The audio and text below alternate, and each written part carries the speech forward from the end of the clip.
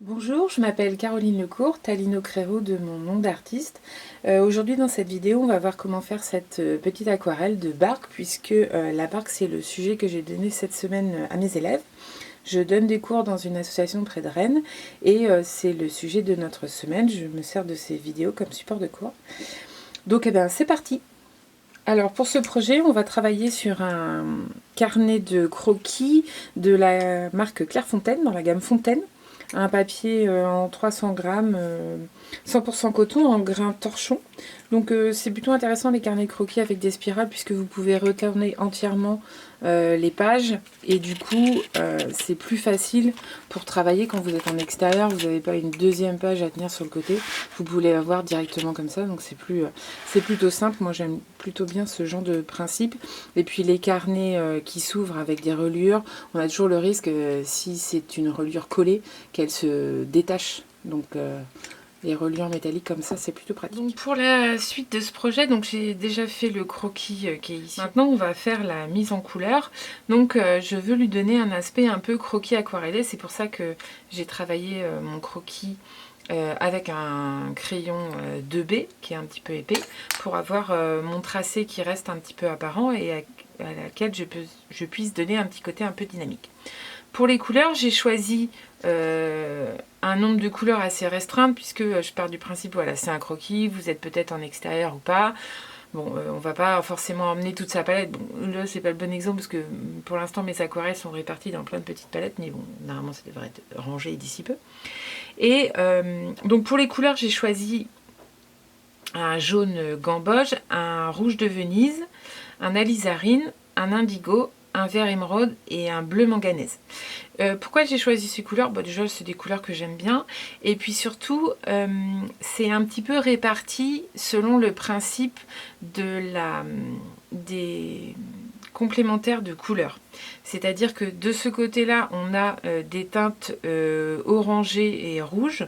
On voit bien, hein, le rouge de Venise, c'est un brun qui tire vers le rouge. La lizarine, c'est un pourpre qui a un petit peu plus de rose dedans. Et le jaune gamboge, c'est un jaune qui s'approche assez du orangé. Et en face, de l'autre côté, je vais avoir l'opposé. Donc si je reprends, j'ai toujours moi sur le coin de mon bureau un petit cercle chromatique. Donc les couleurs de la complémentaire, le principe, c'est des couleurs qui sont opposées dans le cercle chromatique. Donc si par exemple je prends le rouge orangé, la complémentaire, je la mets au centre, ça va être vert, rouge, enfin voilà, rouge magenta, ça va être vert. Donc toute la gamme des rouges, ça va être des verts plus ou moins bleutés. Et la gamme des orangés, ça va être des bleus. Donc ce qui est un peu le principe ici, puisque j'ai un indigo, qui est un bleu sombre, un vert émeraude et un bleu manganèse. Donc voilà, mes 6 couleurs sont un petit peu 3 opposés de chaque côté. Donc qui me permet aussi de dynamiser et d'apporter un côté assez dynamique à mes nuances de couleurs, puisque elles sont opposées dans le cercle chromatique. J'aime bien travailler généralement les complémentaires de couleurs, ça donne des ensembles assez sympas. Je vous laisse les couleurs là pour que vous puissiez les voir. Voilà.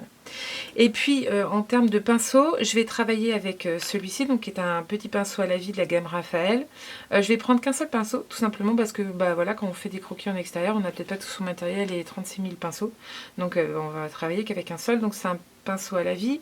Ça me permet d'avoir des zones assez grandes d'aplat de couleurs si je le travaille un peu comme ça pour déposer ma couleur. Et puis une fois qu'il est mouillé, on a une pointe fine, donc pour les petits détails, ça va être intéressant. Donc voilà, puis bon, j'ai un chiffon pour pouvoir essuyer. Alors là, j'ai mon croquis au crayon de papier. C'est un crayon de papier, donc c'est un 2B, crayon assez gras. Donc si je mouille, le crayon va rester. Mais le problème, c'est que le pigment est peut-être un petit peu fort. Donc ce que je vais faire, c'est que je vais prendre une gomme mie-de-pain. Donc ça, c'est une de chez Lyra, une gomme mie-de-pain toute standard. Je l'aplatis un petit peu comme ça. Et je vais venir la presser sur mon dessin de manière à enlever un tout petit peu de pigment. On voit mon tracé, j'enlève un petit peu du carbone qui a été déposé par mon crayon pour éviter qu'il vienne se mélanger un petit peu avec mon aquarelle. Voilà. Et en cas de besoin, on pourra revenir à la fin, quand le papier sera sec, si on a besoin de redonner un petit peu de vif et de dynamisme à notre dessin. Donc bah voilà, on va commencer. Donc je mouille. On va pas forcément travailler sur beaucoup sur l'humide. Alors on n'hésite pas hein, à avoir quand même un petit sopalin pour pouvoir venir tapoter. Même si on est en extérieur, on peut en emmener un. Donc voilà, et je vais commencer direct. Bon, je vais commencer par mon sujet principal, ma barque. Donc avec mon jaune gamboge, beaucoup cette couleur. Et puis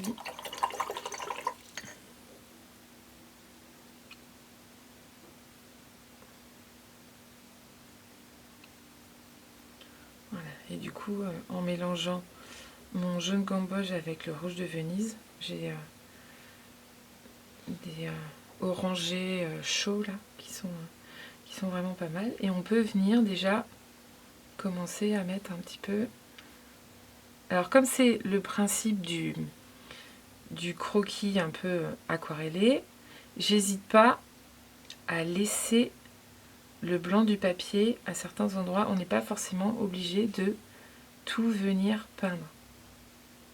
Là je fais une mise en couleur de mon croquis, donc je viens délicatement. Alors je vois sur mon image que en bas c'est plus clair, donc je prends de l'eau.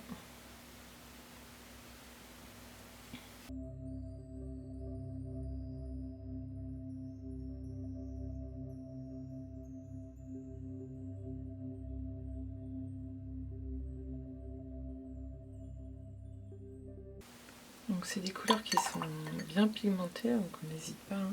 Si on veut que ça soit plus pâle, on met de l'eau. Et je continue ma mise en couleur. Alors, je vais prendre un peu de l'alizarine.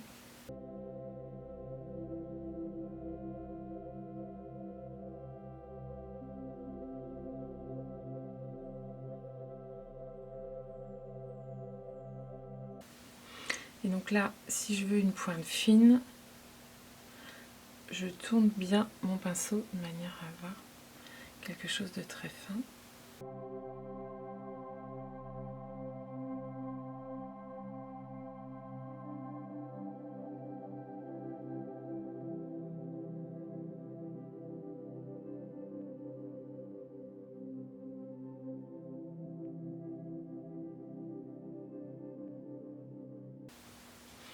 D'où l'intérêt aussi quand vous faites votre croquis de mettre le plus de détails possible. Comme ça, quand vous venez avec votre mise en couleur, bah, du coup, c'est relativement facile parce que vous avez déjà noté un peu toutes les infos. Vous avez juste à venir colorer ce que vous aviez noté. Donc on va prendre un petit peu de l'alizarine. Voilà. Et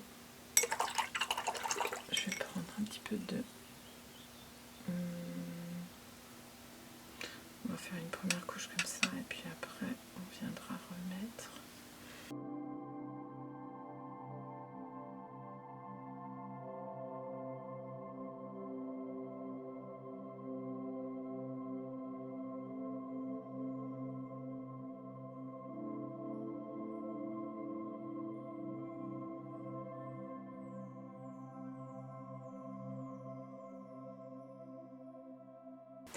Et on va continuer avec mon indigo qui est sublime. Et puis ce vert émeraude là, c'est pas forcément une couleur facile, mais les deux mélangés, on a des bleus turquoise assez sombres qui sont vraiment super. Ce qui peut être intéressant quand on fait de l'eau comme ça, quand on fait notre croquis, c'est toujours comment j'arrête, parce que quand je fais une mise en couleur, bah, y a le bord à traiter de la couleur. Est-ce que je fais quelque chose de flou? Est-ce que ça s'arrête de manière nette? C'est toujours un peu... Là, c'est de l'eau, l'eau relativement calme. Et du coup, vous avez ces espèces de petits effets blancs qu'on peut voir à la surface de l'eau, les éclats qui brillent avec le soleil. Et bien du coup, vous pouvez arrêter votre couleur sur le bord de croquis un peu de cette manière-là. C'est-à-dire, je ne vais pas forcément peindre toute ma feuille, mais je vais m'arrêter dans ma mise en couleur sur le bord. Ça vient aussi, ça participe au travail de composition. C'est-à-dire que vous allez mettre la couleur à l'endroit qui est important et que vous voulez mettre en valeur dans votre croquis. Comme ça, vous indiquez à l'œil du spectateur que ce qui est important, c'est la barque et que le reste, c'est plus accessoire. Donc là, j'en profite, je viens... Mon papier n'est pas encore totalement sec. J'ai mis un petit peu plus d'indigo dans mon mélange. Voilà.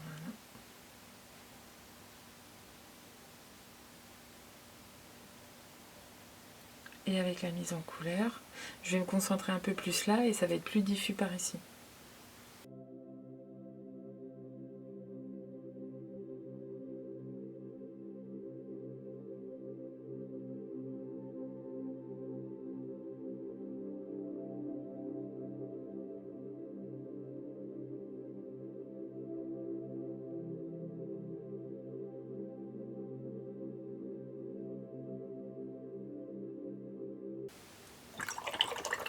Et là, je vais prendre le deuxième bleu, donc le bleu manganèse, qui est un bleu plus clair,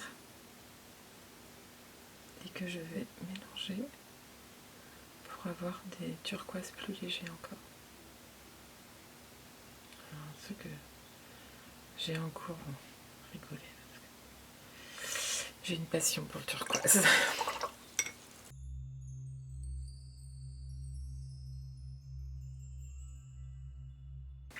Et on voit sur ma photo, on sent en dessous le côté un peu terreux et sableux. On voit à travers l'eau un peu en transparence. Donc je reprends mon mélange, j'y mets un peu plus d'eau pour avoir quelque chose d'assez transparent. Et je vais venir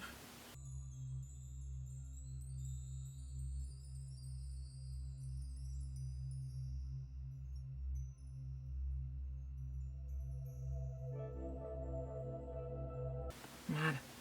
Donc là, on a déjà fait une partie. On va pouvoir revenir sur cette partie-là. Donc on voit sur ma photo, c'est une partie où on a vraiment le ciel. Donc là, je vais plutôt travailler ce bleu manganèse là, qui est vraiment très beau. Petite place là, voilà.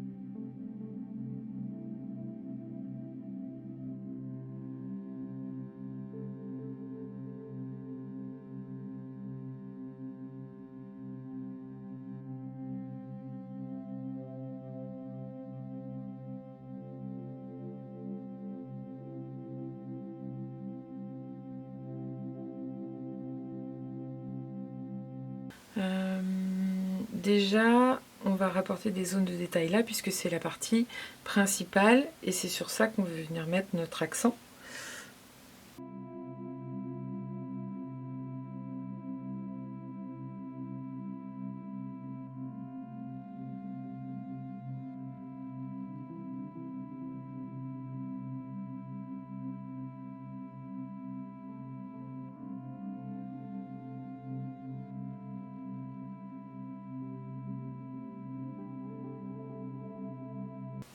je vais venir remettre un petit peu d'ombre. Et dans ces cas-là, je vais plutôt prendre, jusqu'à présent, les ombres, j'avais plutôt fait à l'alizarine. Mais là, je vais utiliser un petit mélange, alors un petit peu de bleu de manganèse et une toute petite pointe.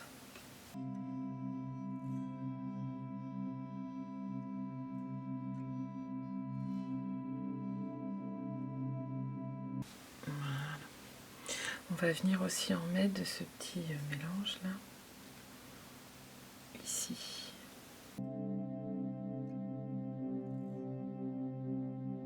Et je le concentre un peu plus par ici. De travailler dans l'ombre. Alors comme j'ai mis de l'alizarine, du coup ça vient en transparence, hein, c'est tout le plaisir de l'aquarelle, pouvoir travailler les transparences de couleurs.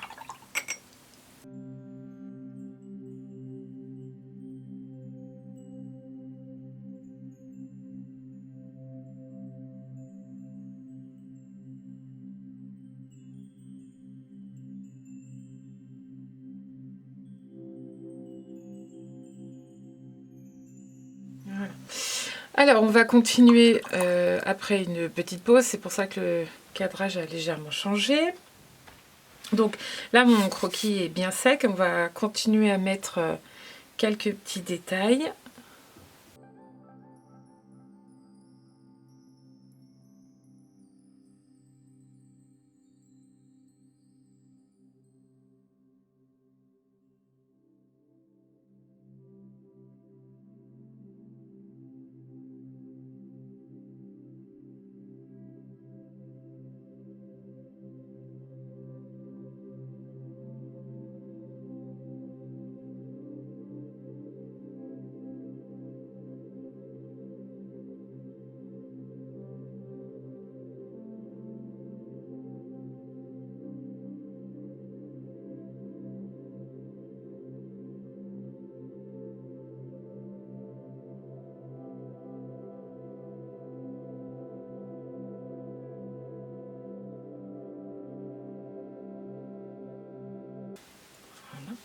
Alors on peut utiliser, ça c'est un petit crayon blanc que j'utilise quand je fais des croquis en extérieur, notamment pour tout le blanc, parce que bon, on va pas se trimballer avec un tube de gouache, etc.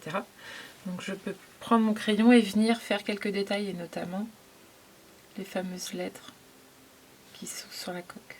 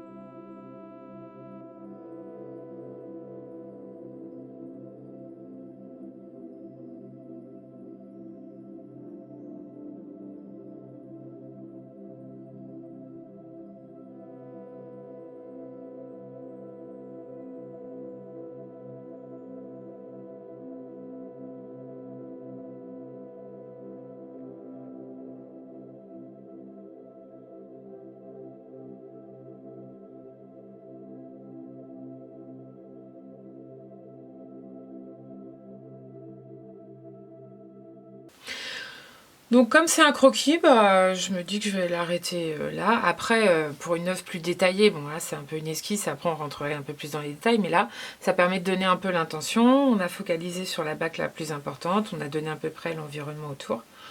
Bon évidemment il y a des petites auréoles, mais bon c'est le principe du croquis. Et puis on pourrait revenir au feutre avec des pilots comme ceci par exemple pour revenir raffermir son dessin. Mais bon, là je trouve que la mise en couleur est sympa et on comprend un peu l'idée.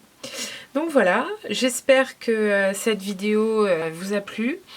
Si vous avez des questions, n'hésitez pas à les laisser en commentaire ou puis à me montrer vos travaux sur les réseaux sociaux, sur Facebook ou Instagram. N'hésitez pas à laisser un petit pouce et puis à vous abonner à la chaîne pour voir d'autres vidéos. Je vous remercie beaucoup et je vous dis à la semaine prochaine.